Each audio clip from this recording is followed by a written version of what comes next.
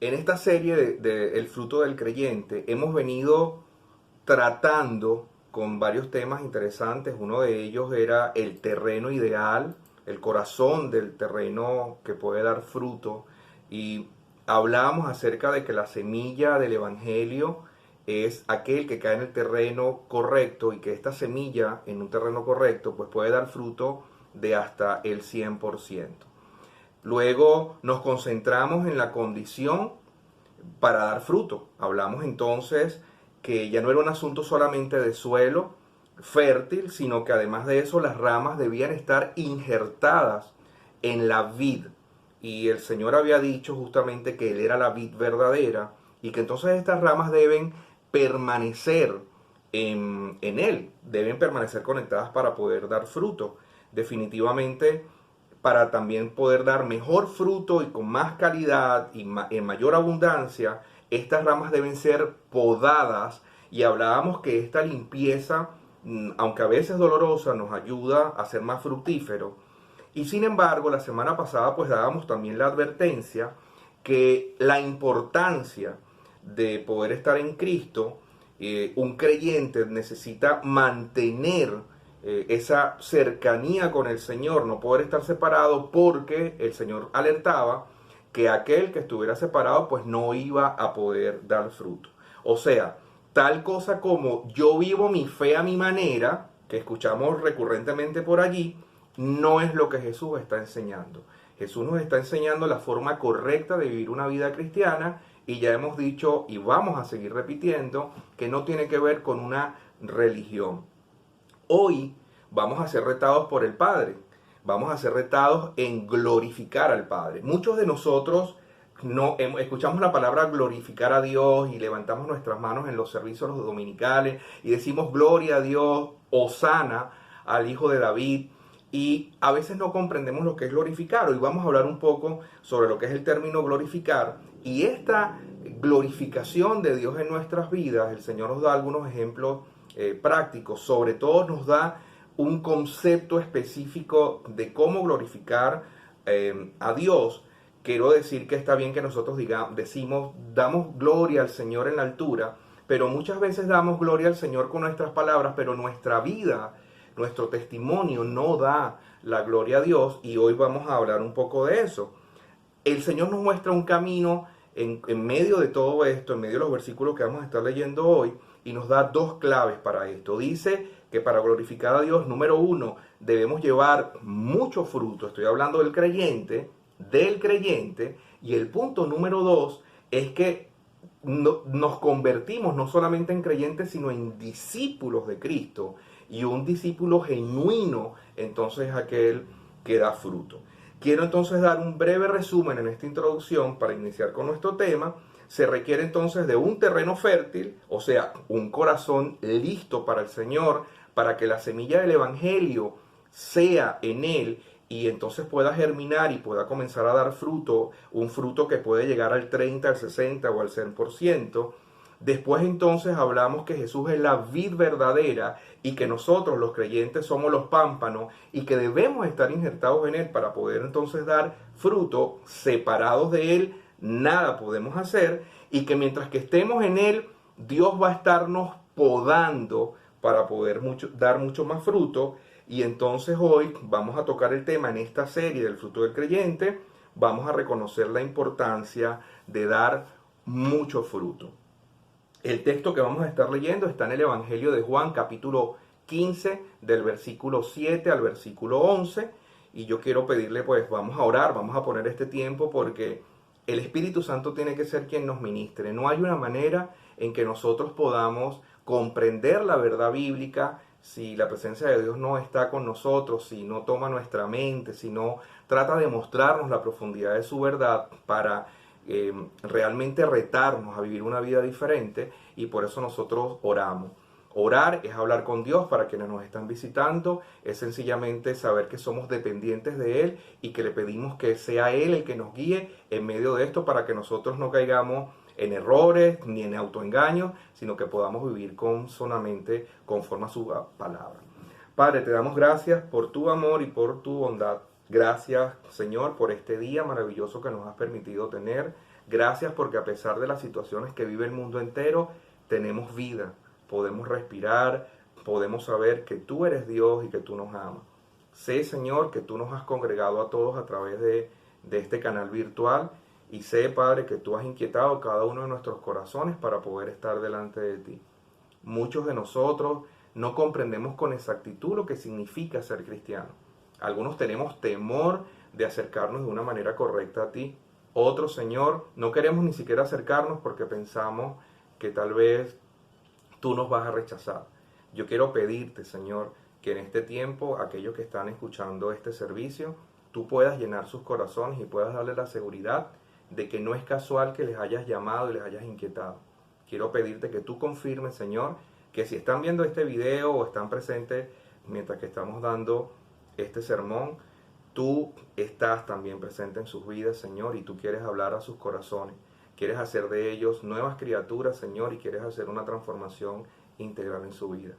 Te pido, Padre amado, que me utilices y te pido, Espíritu Santo, que seas tú quien nos ministre a todos los que estamos en este tiempo adorándote y alabándote.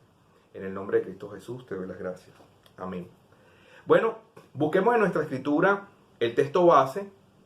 Vamos entonces al Evangelio según Juan. Voy a leerlo con la Biblia textual 4.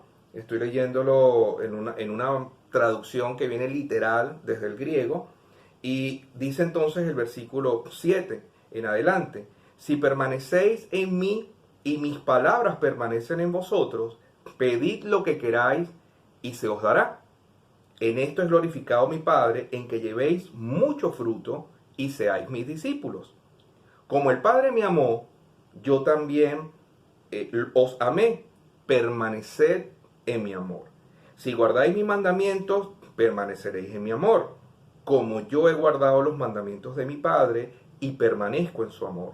Estas cosas os he hablado para que mi gozo esté en vosotros y vuestro gozo sea completo. Hay varios asuntos que vamos a ir resolviendo en medio de esto, pero quería recordar que la semana pasada, cuando habíamos visto el capítulo 15, versículo 1 al versículo 6, el Señor viene hablando sobre la unidad en la iglesia, de su pueblo con Él, y la unidad también en medio del pueblo y de cómo la relación entre los creyentes y Dios permite que el creyente como individuo dependa de Dios directamente y pueda comenzar a dar fruto, o sea, a ser fecundo. En el versículo 7 entonces inmediatamente vemos que Jesús hace un cambio. Jesús dice que el creyente debe permanecer en él, pero entonces ahora dice que son sus palabras las que deben permanecer en el creyente. Es interesante porque el Señor venía hablando acerca de que el creyente debe permanecer en él y él en el creyente, pero entonces en este cambio el Señor le dice entonces que son sus palabras las que van a marcar de alguna manera el trasfondo de lo que viene a continuación en los siguientes versículos. Voy a mencionar dos versículos y quiero que de una vez vayan buscando primera epístola de Juan, capítulo 2. Pero antes quiero mencionar dos versículos muy interesantes con respecto al asunto de las palabras en la vida de un creyente. En el Salmo 119:11 dice: en mi corazón he guardado tus dichos para no pecar contra ti.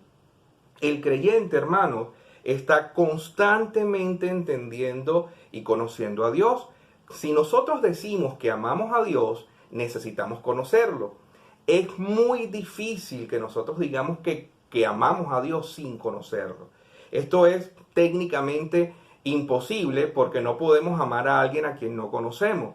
Entonces, cuando el salmista en el 119 está hablando de esto, nos está llevando a que podamos asentar en nuestro corazón que el hecho de yo llevar los dichos de Dios o la palabra de Dios en nuestra vida específicamente es para no pecar contra Dios. Un creyente no quiere pecar contra Dios, un creyente no quiere ser enemigo de Dios, y sin embargo nosotros entendemos que somos seres humanos, Dios también lo entiende, por cierto, y que nosotros eventualmente vamos a pecar. En Proverbios 4:4, para los que anotan, dice Proverbios, que está hablando acerca de la invitación del padre a su hijo, dice: Y él me enseñaba y me decía, retenga tu corazón mis palabras, guarda mis mandamientos y vivirás.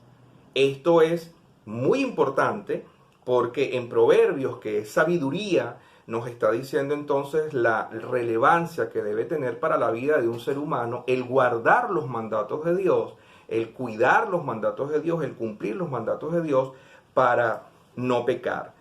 En la primera epístola de Juan, capítulo 2, versículo 14, dice, os acabo de escribir, niñitos, porque habéis conocido al Padre.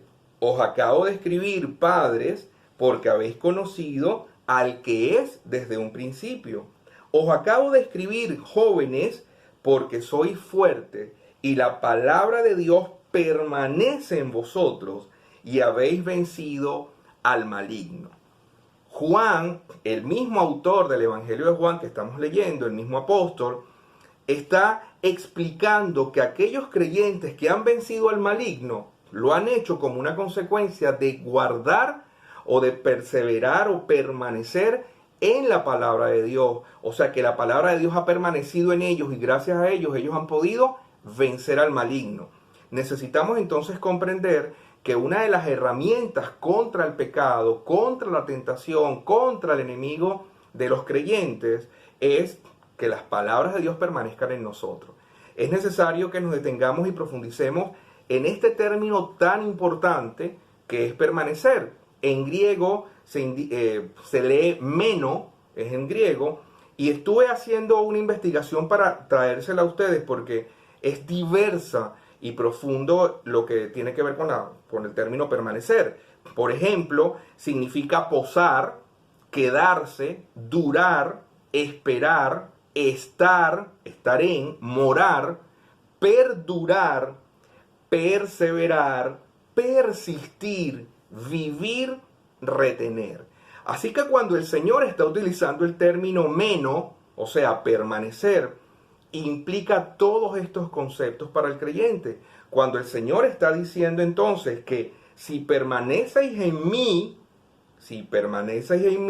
es que nosotros posemos en Cristo, nos quedemos en Cristo, duremos en Cristo, esperemos en Cristo, estemos en el Señor, moremos en Él, perduremos en Él, perseveremos en Cristo, persistamos en una relación de amor con Cristo, vivamos en Él, retener lo mejor de nuestro Señor. Imagínense ustedes que a veces pasamos por aquí corriendo, sí, permanecen en mí, mis palabras permanecen en ustedes, y no nos sentamos a tratar de analizar lo que Dios nos está diciendo en cuanto a la permanencia. Todos estos sinónimos que yo acabo de decirles están solamente en el Nuevo Testamento. No me fui al Antiguo Testamento para poderle dar estos sinónimos. Son ideas completas que deben venir a nuestra mente cada vez que nosotros tratamos de entender lo que el Señor nos está diciendo en este Evangelio. Quiero compartirles, hermano, una reflexión que había escrito en algún momento y que espero en el Señor que pueda ser de utilidad para cada uno de nosotros. Permanecer no es una falsa religión, voy a leerla porque es un poquito larga, no es una falsa religión pragmática de hacer desaforadamente cuando no hay una relación íntima de amor con Cristo. Tampoco es la ególatra religión del yoísmo, derivada de un infantil entendimiento de lo espiritual y lo bíblico, como yo soy el profeta, yo soy el apóstol, yo, del falso creyente que cree que es más privilegiado que otros. Dios no hace acepción de personas y este tipo de egolatría es tomado como una religión incluso. Tampoco es un don dado por Dios. Recordemos que un don dado por Dios es exactamente eso, es un regalo que Dios le ha dado al cuerpo de creyentes y no un premio que signifique que se está en Dios. Realmente, hermano, permanecer implica constancia y perseverancia, deseo fuerte de querer estar allí. No solo es permanecer por obedecer para recibir una bendición, sino un anhelo profundo que nace en un corazón que ama a Dios. Es la decisión y compromiso a pesar de las adversidades diarias. es fe y esperanza de recibir lo tan anhelado, estar en la presencia de nuestro Dios. Permanecer no es levantarse temprano el domingo para ir a un culto, sino vivir un culto constante, una vida dedicada al Señor. Permanecer es como tener una idea falsa de que Dios pudiera olvidarte, olvidarme, o tal vez dejarnos o abandonarnos, cosa que jamás va a ocurrir. Pero si tuviéramos esa idea falsa, es seguir insistiendo en el Señor, en buscarlo, en buscar su presencia, en anhelarlo. Es superar cualquier obstáculo solamente para poder estar en su presencia. Es pelear con Dios como Jacob lo hizo y venció, y por eso Dios le cambió el nombre de Jacob a Israel, el que pelea con Dios y vence. Permanecer en Cristo es enfocarnos en Él, abandonando el pecado, apartándonos de las tentaciones. Es procurar estar firmes, aunque sintamos que nuestras piernas están débiles. Es evitar renunciar a toda costa. Permanecer en Cristo, porque cada mañana y cada noche larga y oscura se renueva la misericordia de Dios. Dios extiende sus brazos de amor para consolarte y para darnos refugio. Permaneces cuando tu pensamiento está en Dios todo el día. Cuando en cada momento de tu día buscas tu mente para poder oírle y para poder convivir con Él. Permanecemos porque al llegar la noche nos damos cuenta que Dios es quien nos permitió un día más de vida, quien nos proveyó y ayudó para terminar a completar este día.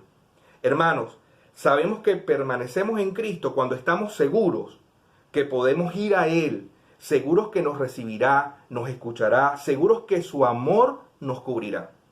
Permanecer es amar a Dios con toda tu mente, con todo tu corazón y con todo tu ser. Es imposible intentar dar fruto eterno sin comprender lo que es permanecer en Cristo. Y por eso he querido compartirles a ustedes este término tan importante de permanecer en Cristo, que a veces lo decimos tan apresuradamente, como si permanecer solamente fuera un asunto de encender la computadora y conectarnos en Zoom. O en la vía normal de los domingos, llegar al templo más temprano. Permanecer va mucho más allá que esto, hermano. En este verso 7, Jesús nos dice que sus palabras tienen también que permanecer en nosotros. Y sus palabras están, ¿dónde? Expuestas en las Escrituras. Dios preservó su bendito y maravilloso mensaje, hermano, a través de Moisés, de los profetas, de los escribas, de los evangelistas, de los apóstoles, para que nosotros hoy pudiéramos conocer y guardar su bendita verdad. Cuando estamos en Cristo, Cristo y Cristo en nosotros, su palabra en nosotros, entonces podemos comprender con mucha claridad lo que Dios quiere que nosotros podamos hacer. Hay algo que muchas veces nos llega a la mente y necesitamos comprender que a veces sacar un texto fuera del contexto es un peligro. Dice la Escritura acá: pedid lo que queráis y se os dará. Si nosotros perdemos el contexto completo de lo que hemos venido hablando, pareciera que Dios es como un genio de la lámpara, que yo voy a pedir lo que quiero y que Él tiene que cumplirme cualquier capricho que pueda salir de mi corazón perturbado. Pero no es esto exactamente lo que el Señor nos está mostrando. Nos está hablando que permanecer en Él permanecer en nosotros, su palabra permanecer en nosotros, quiere decir entonces que el creyente está buscando amar a Dios, honrar a Dios. El creyente está buscando la voluntad de Dios y hacer la voluntad de Dios. Es allí entonces donde el Señor Jesús nos está diciendo que lo que pidamos va a ser dado. ¿Por qué? Porque nosotros vamos a estar pidiendo con propósito eterno, con propósito de lo que dice entonces ahora el versículo que viene más adelante, con propósito de glorificar a Dios. Evitemos, hermano, tomar la Biblia y sacar versos con pinzas para que se cumplan sus caprichos y sus anhelos y sus deseos. Evitemos, cuando veamos estas prácticas en las redes sociales, en hermanos que se nos acerquen, tenemos que decirle, hermano, la Biblia hay que leerla completa, porque Dios tiene un propósito eterno, mucho más grande que cualquier pensamiento personalista fuera de su voluntad. Óigame bien, el propio texto que nosotros tenemos aquí, hermano, explica lo que Jesús quiere decir, y creo que ya vamos entendiendo lo que estoy tratando de decirles, ¿verdad?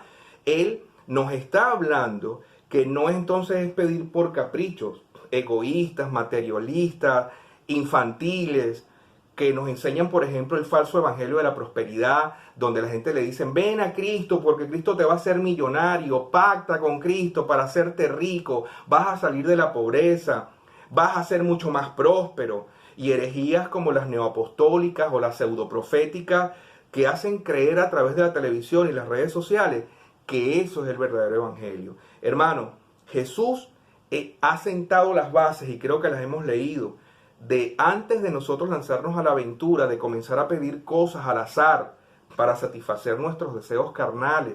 Somos seres humanos y Dios entiende que somos seres humanos, pero nuestro corazón debe estar lleno de la presencia de Cristo y, por supuesto, comprender la voluntad de Dios para nuestras vidas.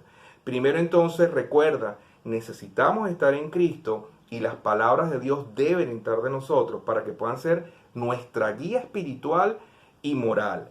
En el verso 8, el Señor dice que en esto es glorificado mi Padre, en que lleves mucho fruto y que además de esto pueda llamarnos mis discípulos. Hay un gran reto espiritual en medio de todo esto, hermano. Ser discípulos de Cristo. A veces pensamos, bueno, estoy yendo a la iglesia y soy discípulo de Cristo. Hermano, nosotros necesitamos comprender primero lo que es glorificar. Y vamos entonces luego a llegar a lo que es el discipulado. Glorificar implica exaltar, honrar, dar honor, dar la honra completa a nuestro Dios. Es como que Cristo y que Dios sea exaltado a través de lo que nosotros no solamente decimos, sino a través de lo que nosotros hacemos. Cuando nosotros estamos procurando glorificar a Dios, nosotros entonces allí estamos comportándonos como discípulos de Cristo. Mientras mayor fruto demos cada uno de nosotros, mayor va a ser la gloria de Dios. Por ejemplo, un caso muy típico que ocurre con los cristianos.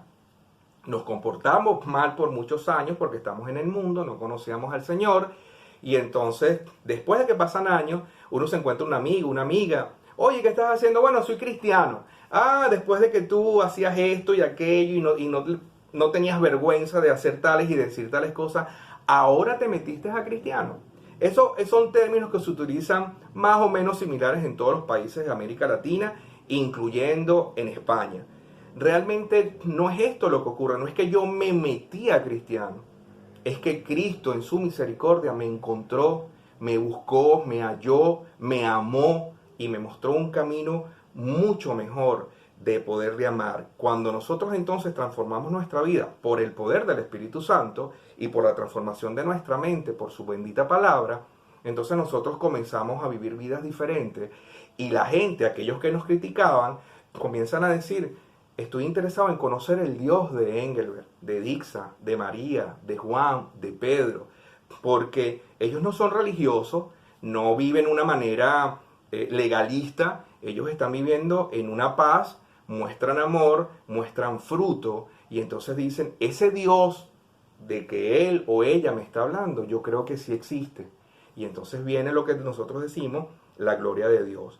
El ser discípulo, en hebreo es algo así como matatís, es ser un aprendiz, pero hay algo muy interesante. El aprendiz como discípulo no solamente aprende del maestro, sino que se esfuerza, hay una acción activa para parecerse al maestro. Te voy a dejar una pregunta. ¿Te tratas de parecer a Cristo? ¿Realmente eres discípulo de Cristo y te tratas de parecer a Él en todas las áreas?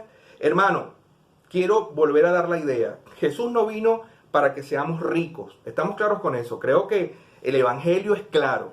Jesús vino con el específico propósito de rescatar al mundo del pecado, o sea, de la condenación eterna. Nosotros estamos claros con esto porque si nosotros como creyentes no estamos claros con esto, entonces vamos a creer que Cristo vino para hacernos ricos, para darnos títulos nobiliarios. Ahora repartimos títulos nobiliarios para aparentar que somos más que otras personas. No vino tampoco para que nosotros acumuláramos riquezas. El Señor vino específicamente con un propósito eterno y tú y yo necesitamos comprender este propósito. Quiero pedirte que me acompañes al Evangelio de Juan, allí mismo, al capítulo 8, en el versículo 31. Para los que van anotando, porque es interesante que esto nos pueda ayudar a crecer en nuestra fe. El Señor está hablando que Él es la luz del mundo, está hablando acerca del eterno, y entonces llega acerca de lo que es la verdadera libertad. Y en el versículo 31 dice, decía pues Jesús a los judíos, recuerden, al pueblo elegido por Dios, que habían creído, les dijo, si vosotros permanecéis en mi palabra, sois verdaderamente mis discípulos.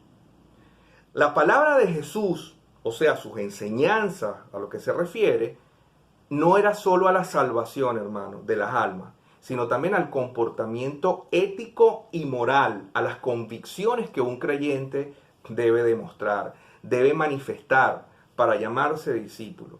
Son aquellas enseñanzas como, por ejemplo, ya hemos hablado algunas de ellas del Sermón del Monte, esas enseñanzas éticas y morales que nos llevan a comprender que debemos trabajar en nuestro carácter. Por un lado, hermano, hay una creencia errada y espero que sea de bendición para los que nos están visitando y para cada uno de los miembros de la iglesia, que hay creencias erradas en cuanto a entender a Jesús. Hay algunos que piensan que Jesús solamente vino a exorcizar. Jesús vino a sacar los demonios de todos y de cualquier parte del mundo. Y eso pareciera que fuera el mensaje principal de la Escritura y no es de esta manera. Ni siquiera el 10% de la Escritura habla acerca de este tipo de acciones espirituales, que no las estoy negando, pero no fue a lo que vino Jesús. Hay otros grupos cristianos que hablan, por ejemplo, de que Jesús vino a hacer la doctrina tal vez de la glosalía, posiblemente a tener manifestaciones espirituales diferentes a otros grupos cristianos, y que pareciera que esto fuera la punta de lanza del evangelio. El Señor tampoco vino específicamente por eso. Hay otro error, por ejemplo, que nadie se puede enfermar en una iglesia. Lamentablemente he escuchado que cristianos dicen que nadie puede enfermarse si realmente está en el Señor y si realmente el Espíritu Santo está en él. La Biblia no nos habla de eso, hermanos, y quiero que lo sepan. En ninguna parte de los 66 libros de la Biblia, ni siquiera en los libros apócrifos, nos dicen tal cosa como esta. Esto es sesgar el mensaje del Evangelio y entonces volvernos como una especie de secta donde cada uno de nosotros tiene un privilegio específico, y eso no es ser discípulo de Cristo. Cristo no vino solamente a dar sanidad, Cristo no vino solamente a dar dones y manifestaciones espirituales, Cristo no vino solamente a expulsar demonios de la vida de personas que puedan estar endemoniadas. El Señor Jesucristo vino con un plan completo y con un propósito definido. Si usted y yo queremos ser discípulos de Cristo, debemos ser discípulos integrales. Me explico. Debemos procurar ser como el maestro, el que va aprendiendo todo, y póngalo en mayúscula, todo acerca de lo que Jesús enseñó. ¿Dónde está la enseñanza del maestro? En su santa palabra. Desde Génesis 1.1 hasta Apocalipsis 22.21 están las enseñanzas del Señor. Es donde nos dice cómo conducirnos, cómo comportarnos, qué es importante para Dios, qué es importante para que nosotros podamos desarrollar y podamos entonces darle la gloria. La evidencia, hermanos, de que usted y yo somos verdaderos discípulos es guardar todas las enseñanzas de Jesús. Evidentemente, cada uno de nosotros tendrá un tiempo en el Señor, irá creciendo en el Señor, irá mostrando diferentes facetas y irá aprendiendo diferentes cosas del Señor. Pero necesitamos entonces manifestar lo que Dios nos viene enseñando para cumplir todos sus mandatos y no solamente alguno de ellos.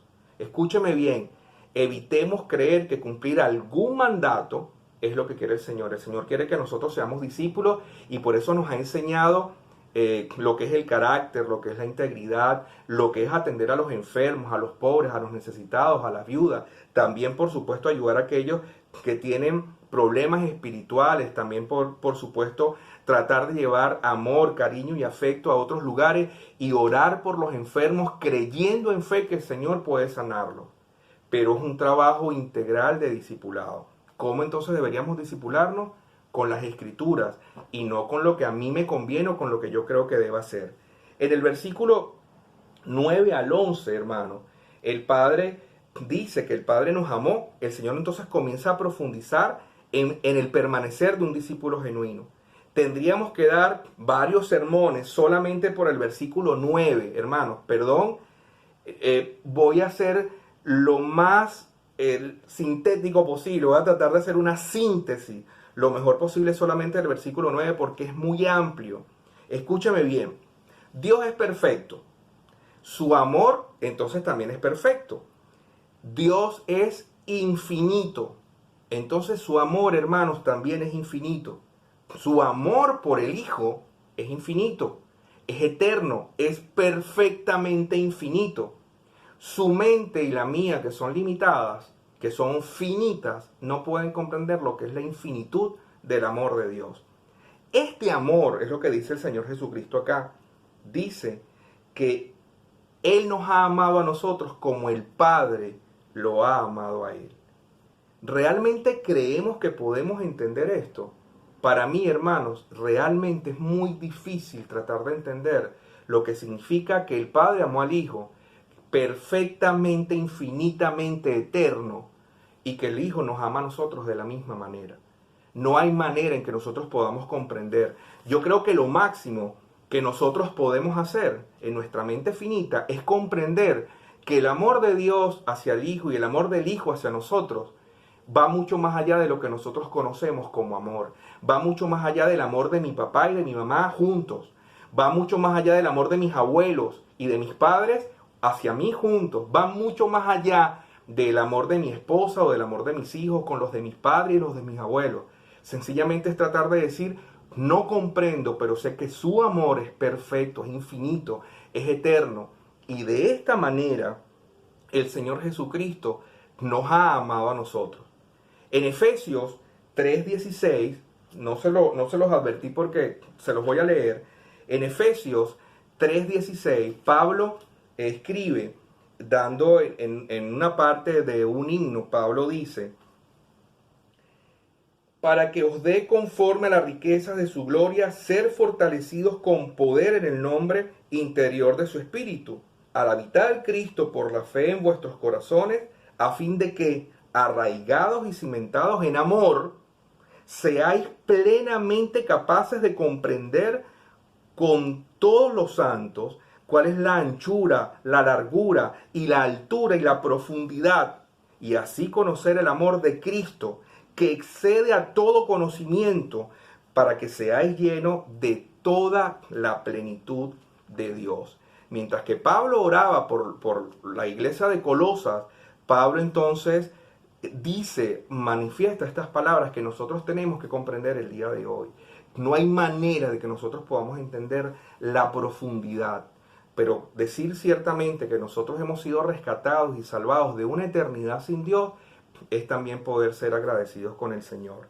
En el versículo 10, hermanos, dice el Señor que si guardáramos sus mandamientos, permaneceríamos en amor, como Él ha guardado los mandamientos del Padre y ha permanecido en su amor. Jesús redefine o profundiza su enseñanza y quiero manejarlo de la siguiente forma.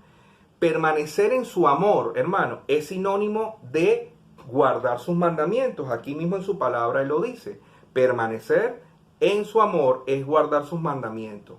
El término guardar en griego implica conservar en pureza. Y el término mandamiento implica una orden o un encargo o una instrucción, un precepto, bien sea moral o religioso. Entonces, cuando el Señor está hablando de esto, el Señor nos está diciendo que la manera en cómo nosotros vamos a manifestar nuestro amor a Él es cumpliendo con lo que Él nos está diciendo que hagamos. ¿Por qué? Porque los que somos salvos, aquellos que somos creyentes, que hemos creído en Cristo como nuestro Salvador y le hemos puesto como nuestro Señor, anhelamos de verdad amar a Dios porque nos rescató de una eternidad sin Él. Jesús, hermanos, es nuestro modelo a seguir. Y algo de lo que me impresiona es que antes de ser crucificado, Él ya sabía, porque les dice acá, que él ya ha guardado los mandamientos del Padre. O sea, Jesús sabía que Él iba a cumplir hasta el final la orden del Señor. O sea, Él perfectamente obedeció al Padre. En el mismo Pablo, en el libro de Filipenses capítulo 2 versículo 8, hay un himno, hay una estrofa de un himno que se cantaba en la iglesia primitiva, maravilloso himno, y Pablo lo menciona mientras que escribe Filipenses estando en una cárcel. Posiblemente él ya creía que había llegado su tiempo de ser martirizado, y entonces él escribe en el versículo 8, se humilló a sí mismo, hablando del Señor, haciéndose obediente hasta la muerte y muerte de cruz. Hermanos, Jesucristo no tuvo excusas para obedecer al Padre. Cuando nosotros decimos que amamos a Dios, pero ponemos excusas para desobedecer a Dios, probablemente nuestro amor sea conveniencia o probablemente sea un amor inmaduro, un amor infantil, un amor que no ha crecido.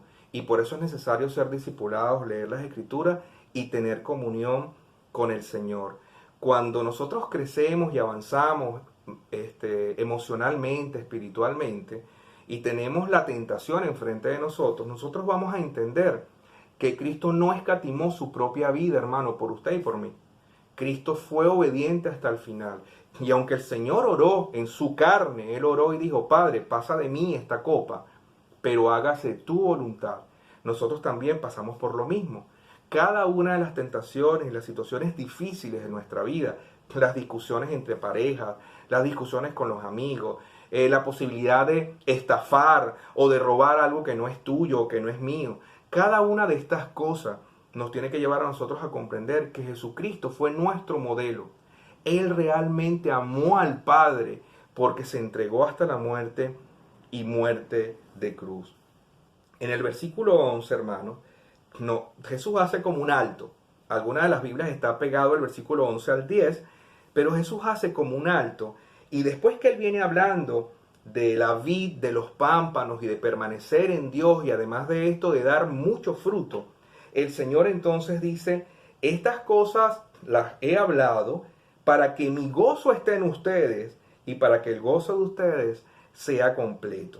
Este comentario es sumamente retador porque afirma lo que les ha dicho, que ha sido completa la alegría que ellos van a tener y que ellos están sintiendo en ese momento, porque el Señor les viene diciendo, como habíamos hablado la semana pasada, comienza un discurso, el último discurso en la última cena, antes de ser traicionado, antes de ser entregado. Él comienza un discurso maravilloso, lo hila de una manera tan espectacular y perfecta, era nuestro Señor por supuesto, que Él comienza en el versículo 13 diciendo, dando ejemplo de servicio, le lava los pies a los discípulos, le dice la importancia de servir a otros, no de ser el del mayor título y el mayor cargo, no, de ser el menor, de limpiar los pies del necesitado. Les da el ejemplo allí mismo, profetiza sobre la traición de Judas, profetiza sobre lo que iba a pasar con Pedro, que Pedro lo iba a negar. Pedro le dijo, Señor, yo jamás te negaré. Y el Señor le dijo, Pedro, lo harás. Sin embargo, el Señor restauró a Pedro de una manera maravillosa. Explica y sigue explicando a través del capítulo 13 y 14 que Él es el camino al Padre. No hay religión, hermano. Escúcheme. No hay religión que le lleve a usted hacia el Padre. Dice el Señor Jesucristo, yo soy el camino y la verdad y la vida. Nadie viene al Padre sino solo por mí. El Señor les va hablando y los prepara y les dice, yo me voy a ir, pero voy a enviar otro paracletos. Voy a enviar un abogado, un consolador, un amigo, un guiador que va a estar en ustedes. No teman, no se asusten, porque no los estoy dejando huérfanos. Y el Señor entonces habla sobre la unidad acá en el capítulo 15 y dice que Él es la vid verdadera y le dice a los creyentes, y ustedes son los pámpanos que van a estar conectados conmigo. Y le dice que la conexión que va a estar es una conexión de amor.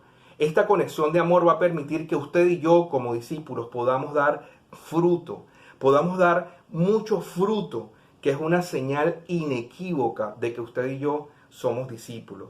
En el versículo 11, vale la pena decir, y aquí terminamos, es una introducción a un nuevo tema, que Él nos eligió. No es tema para esta serie, lo vamos a predicar luego, pero el punto es que el Señor dice, y justamente por eso quiero parar acá, que para nosotros dar mucho fruto no ha sido casual, nuestra elección, tu elección y la mía. O sea, fuiste elegido, y tómalo en título personal, vos fuiste elegido para oír este sermón hoy. Vos fuiste elegido para conocer a Jesús como Salvador y como Señor. Fuiste elegido para ser un discípulo. Fuiste elegido y dotado con el Espíritu Santo y la palabra del Señor para glorificar al Padre, dando mucho fruto. Por eso debemos tener gozo y alegría, hermano. El Señor pagó el precio en la cruz del Calvario. Usted y yo no tenemos que pagar ese precio. Ya Él lo pagó. No es con nuestro esfuerzo, hermano, que nosotros vamos a dar la gloria al Señor. No es con nuestras acciones carnales y humanas. Es guiados por el Espíritu Santo, por el conocimiento de su palabra. Si su amor nos guía, nos alimenta, nos alienta, hermanos, entonces haremos lo correcto y estaremos dando mucho fruto. Te pregunto, ¿quieres glorificar a Dios? ¿Quieres honrar a Dios dando mucho fruto? Es tiempo entonces de obedecerlo en amor, no de obedecerlo con mal genio, como lo haría un religioso, no de obedecerlo como lo hicieron los fariseos o los saduceos, de obedecerlo en una relación íntima de devoción y de amor al Padre, tal como Él dice que Él nos amó a nosotros. Escúcheme bien, Él nos amó sin excusas, total y perfectamente, derramando todo su amor en la cruz del Calvario. El ejemplo del Señor Jesús es maravilloso. Él no escatimó su vida, no escatimó su sangre. Él no nos está pidiendo a nosotros que nosotros derramemos nuestra sangre. Nos está pidiendo que le amemos. Nos está pidiendo que le amemos, que le busquemos, que guardemos sus mandatos y además nos dice que su Espíritu Santo está con nosotros para ayudarnos a cometer esta obra. Y además nos dice que podremos dar fruto para glorificar al Padre. Hace 2000 años en la cruz del Calvario, Jesús hizo algo que ninguno de nosotros jamás nos hubiéramos podido imaginar. Tú y yo merecemos un castigo eterno por nuestros pecados. No es tiempo tal vez de hablar de cuáles son todos nuestros pecados o quién fue peor o mejor. Pero tú y yo estamos destituidos de poder estar en la presencia de Dios. Dice la palabra de Dios que en el cielo solamente puede estar el Padre porque es perfecto. Nadie de nosotros puede estar delante del Señor porque todos hemos incumplido, porque todos hemos roto nuestra relación con Dios por nuestro pecado. También dice la Biblia que Dios presentó un plan de restauración y de restitución en Cristo Jesús. Dios envió a su Hijo, Dios hecho hombre, para nacer en esta tierra, para confrontar todas las tentaciones que tú y yo hemos tenido, con la diferencia de que Jesús jamás cayó en el pecado. Fue tentado directamente por el diablo y jamás el Señor pensó en pecar. Él vivió de una manera perfecta, cualidades perfectas, de una manera amorosa por ti y por mí. Pudiendo llamar legiones de ángeles para lo que lo rescataran de la cruz, Él decidió ir a la cruz, porque era el precio del rescate de tu vida y mi vida. No de una religión, sino para establecer una relación nuevamente, esa relación que se había roto, y que tú y yo podamos en esta tierra comenzar a experimentar lo que es el amor del Padre, la restauración de una relación con el Padre, y que también podamos estar seguros de que el día que partamos de esta tierra vamos a estar en la presencia de Dios, no porque somos buenos, sino porque Jesús fue bueno y nos amó para siempre y por siempre. Quiero orar por ustedes, quiero darle gracias al Señor y que su palabra maravillosa haga nido en nuestra vida, que nos retemos a querer llevar mucho fruto. La semana que viene vamos a hablar de cuál es el fruto que el Padre nos está pidiendo. Pero por hoy quiero orar por aquellos que nos pueden estar visitando y que tal vez no habían conocido a Jesús de esta manera. Quiero pedirte que por favor puedas cerrar tus ojos allí donde estás y que sigas esta oración, que es un modelo de oración solamente. Que sepas que Jesús está a una oración de distancia y que tal vez hoy es el día que el Señor ha tenido para que tú pudieras escuchar su maravilloso evangelio y su perdón para tu vida. Padre, hoy te doy gracias porque entiendo que me has llamado rama de la vid. Te doy gracias porque sé que mi pecado me aparta de ti. Gracias, Jesús, porque sé que derramaste tu sangre para darme perdón de mis pecados, para darme salvación, para darme vida eterna. Te pido, Señor, que vengas a mi vida, que mandes tu Espíritu Santo y que me ayudes a conocerte más. Anhelo ser discípulo tuyo, anhelo dar fruto para glorificarte. En el nombre de Cristo Jesús. Amén. Padre amado, te doy gracias, Señor, por esta noche. Te pido, Señor, que tú tomes la oración de cada uno de nosotros. Te ruego, Señor, así como tú oraste por nosotros, que escuches la oración por la Iglesia Cristiana Misionera Amor y Verdad, por cada uno de los integrantes de la Iglesia, por cada uno de los que nos visita a diario, por cada uno de los que hoy nos está visitando. Yo te pido, Señor, que tú te muestres a sus corazones. Yo te ruego, Señor, que tú ilumines su mente para poder comprender que tu amor es eterno, es profundo, es infinito, y que además, Señor, tú estás decidido a amarnos hasta el final, perdonarnos hasta el final, restaurar nuestras vidas hasta el final. Quiero pedirte, Señor, que podamos comprender que no hay una religión que pueda acercarnos a ti, que tú te hiciste hombre para acercarte a nosotros. Qué privilegio maravilloso, Señor, gozar de tu presencia y de tu amor para nuestras vidas. Anhelamos, Padre, glorificarte. Enséñanos el camino para darte la honra y la gloria. En el nombre de Cristo Jesús. Amén y amén. Vamos con una alabanza final y luego entonces regresamos para abrir nuestros micrófonos y nuestras cámaras. Recordemos entonces que nuestro Cristo es también nuestro Rey. Canta con tu voz, permite que el Señor pueda ser exaltado y alabado con tu boca en este tiempo.